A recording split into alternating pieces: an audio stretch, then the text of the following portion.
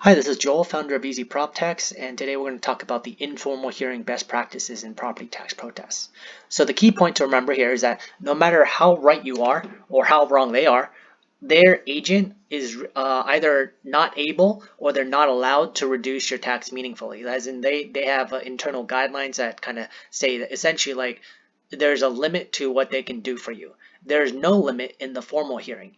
In order to get the formal hearing, in many cases, you have to have done an informal hearing. So there's no point to doing a great job in the informal hearing because the better job you do, the more information they can use against you in the formal hearing. So in other words, the conclusion of there is obviously tank the informal hearing. But here's some things that you should know. You want to get the informal hearing done as soon as possible on the phone. Don't wait until June or July unless you enjoy longer waits. Know your assessor's office hours. Know when the meetings are so you can get it done as soon as possible. Have the basics of your evidence and review the evidence before your informal hearing.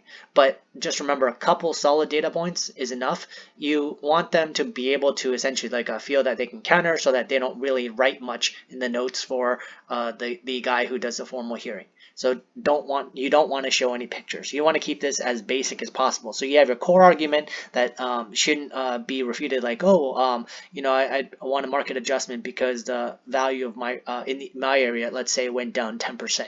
You can say that and you can elaborate on it in your formal hearing, but in the informal, keep it short because you're just going to be wasting your time anyway. They're not going to give you a substantial reduction. Keep it short. Try to bundle all of your properties into a single meeting because the faster you go through them, the less the assessor is going to write. Again, and the agent on the phone he's not going to write so much for follow-up agents to use against you later on.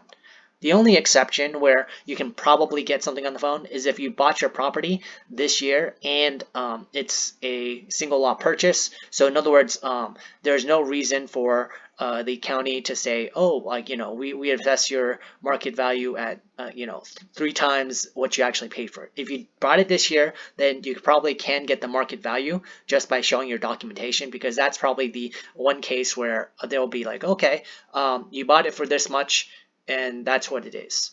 That's might not happen in all cases, but that's actually the only time where the informal hearing might be worthwhile from a strict, I actually am going to get a reduction that makes sense standpoint.